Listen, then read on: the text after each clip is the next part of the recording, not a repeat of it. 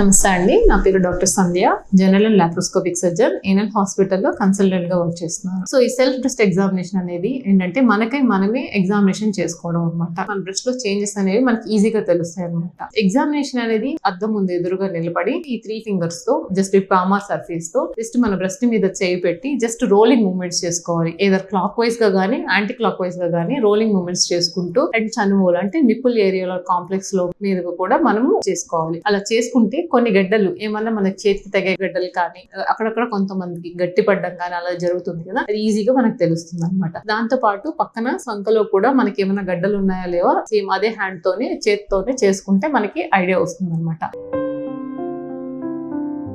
ఇలా ఎప్పుడెప్పుడు చేసుకోవాలి ఈ ఎగ్జామినేషన్ అంటే మనకి మంత్లీ పీరియడ్స్ అయిపోయినా 5th to 8th day or 1 week లో ఖచ్చితంగా ఈ ఎగ్జామినేషన్ చేసుకోవాలి. ఎందుకు మేడం అప్పుడే ఎందుకు చేసుకోవాలి అంటే బాడీలో ఉన్న ఈస్ట్రోజన్ అంటే హార్మోనల్ ఎఫెక్ట్ కొంచెం తక్కువ ఉంటుంది. సో అప్పుడు మీరు ఈజీగా చేసుకోవచ్చు. బ్రెస్ట్ పెయిన్ కానీ టెండర్నెస్ కానీ అట్లా మీకు ఏం ఉండదు. మనం 15 years నుంచి స్టార్ట్ చేసి 40 years వరకు కూడా ఇలా సెల్ఫ్ బ్రెస్ట్ ఎగ్జామినేషన్ చేసుకోవడం వల్ల ఏంటంటే ఎర్లీ డిటెక్షన్ అనమాట. ఈ క్యాన్సర్ కి ఏంటంటే మనకి పూర్తి ట్రీట్మెంట్ ఉంది. దాన్ని ఎంత తొందరగా మనకు అనుకున్నామో పూర్తిగా ట్రీట్మెంట్ ఇవ్వచ్చు. సో అలా చేసుకోవడం వల్ల చిన్న గడ్డలు ఉన్నా కూడా మనకి ఏమైనా డౌట్ తెలిస్తే వెంటనే మీ దగ్గర ఉన్న డాక్టర్స్ ని మీరు కన్సల్ట్ అయితే మీ డౌట్ క్లారిఫై అవుతుంది అనమాట. అండ్ ఫ్యామిలీ హిస్టరీ ఉంది ఎవరికైనా ఇంట్లో, అంటే అమ్మ వాళ్ళకి కానీ అమ్మమ్మకి కానీ ఇటు సైడ్ వీళ్ళు ఎవరికైనా ఫ్యామిలీ హిస్టరీ ఉంది అని డౌట్ ఉన్న వాళ్ళు ఏంటంటే 30 years లోనే ఇయర్లీ వన్స్ మ్యామోగ్రామ్ ఖచ్చితంగా చేయించుకోవాలి. మ్యామోగ్రామ్ తో పాటు అల్ట్రాసౌండ్ అబ్డోమన్ కూడా చేయించుకుంటూ ఉండాలి. అలా ఫ్యామిలీ హిస్టరీ లేదు కానీ ఆఫ్టర్ 40 years నుంచి ప్రతి ఫీమేల్ ఖచ్చితంగా ఇయర్లీ వన్స్ మ్యామోగ్రామ్